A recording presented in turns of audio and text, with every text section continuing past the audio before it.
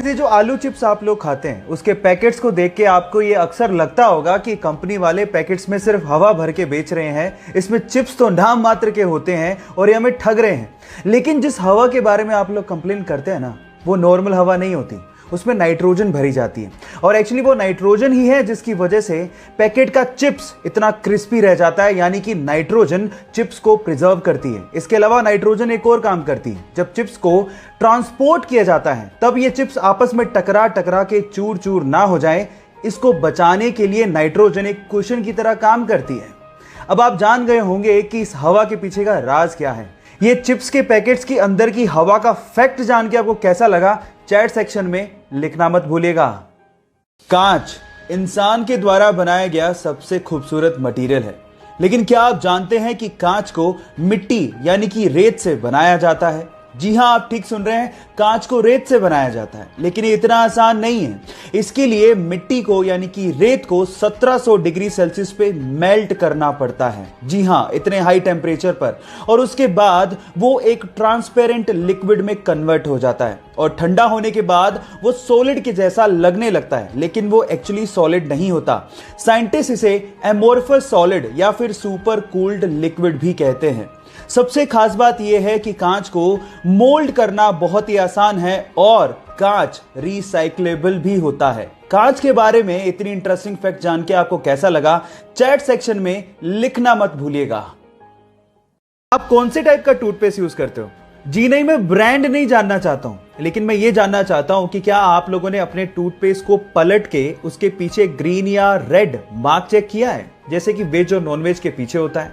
जी हां गाइस, ये ग्रीन या रेड मार्क आपके टूथपेस्ट के टाइप को बताते हैं। जैसे कि अगर ग्रीन कलर हो तो इसका मतलब ये बिल्कुल नेचुरल इंग्रेडिएंट से मिलके बना है, मतलब यूज करने लायक है।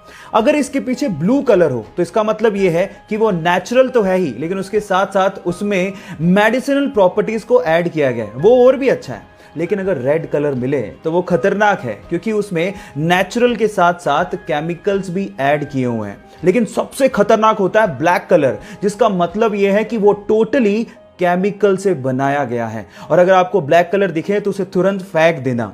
अब आप लोग मुझे बताइए कि आपके टूथपेस्ट के पीछे कौन से कलर का बॉक्स है? चैट सेक्शन में लिखना मत भूलिएगा। गाइस, एक बहुत ही मजेदार फैक्ट बताता हूं।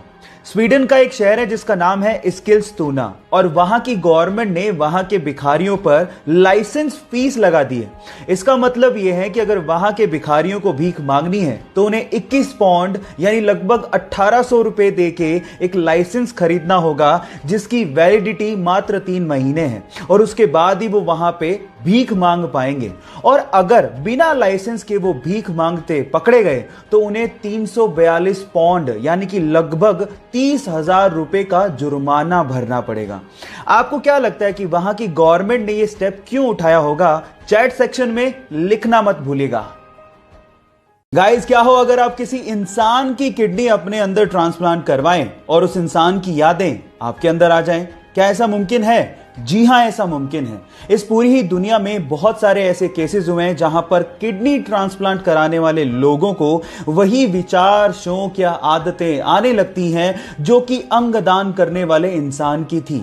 और इसे देखते हुए वैज्ञानिकों ने एक थ्योरी दी है। वैज्ञानिकों के अनुसार हमारी बॉडी के हर एक सेल के पास अपना एक छोटा सा दिमाग होता है, जिसमें वो यादों को स्टोर करके रख सकता है। इसे देख के तो यूं ही लगता है कि अभी बहुत सारी ऐसी चीजें हैं जिन पर से पर्दा उठना बाकी है, जिसका जवाब विज्ञान को देना है। आपका इसके बारे में क्या कहना है? चैट सेक्शन में लिखना मत भूलिएगा। एक घटना है तमिलनाडु के पोथुगुड़ी गांव की, जहां के रहने वाले करपू नामक एक लड़के के घर के पास पूरे ही गांव का स्ट्रीट लाइट का मेन स्विच था। जैसे ही शाम होती वो स्विच को ऑन करता और पूरे गांव में रोशनी आती।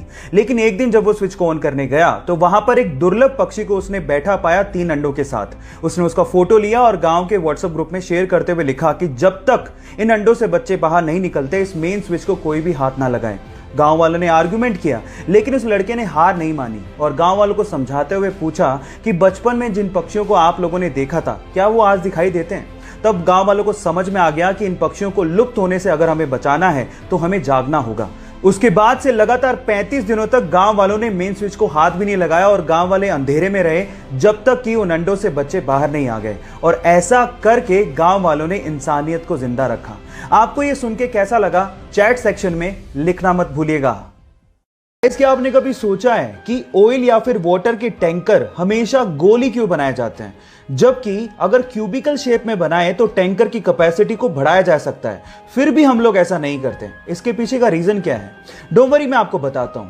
उसके पीछे का रीजन ये है कि जब भी किसी लिक्विड को किसी बॉडी में कैरी किया जाता है तो वो लिक्विड बॉडी के कॉर्नर्स में बहुत ज्यादा प्रेशर बनाता है, जिसकी वजह से कॉर्नर्स के क्रैक होने की संभावना बढ़ जाती है और लिक्विड वहां से लीक भी हो सकता है। इसके विपरीत अगर बॉडी गोल हुई तो वहां पर कोई कॉर्नर होते ही नहीं है, तो क्रैक कहां से होगा? इसके अलावा जो गोल टैंकर्स होते हैं वो ट्रक को एक लो सेंटर ऑफ ग्रेविटी प्रोवाइड करता है, जिससे टैंकर और ट्रक की स्टेबिलिटी बढ़ जाती है। आपको ये इंटरेस्टिंग फैक्ट जान के कैसा लगा, चैट सेक्शन में लिखना मत भूलिएगा।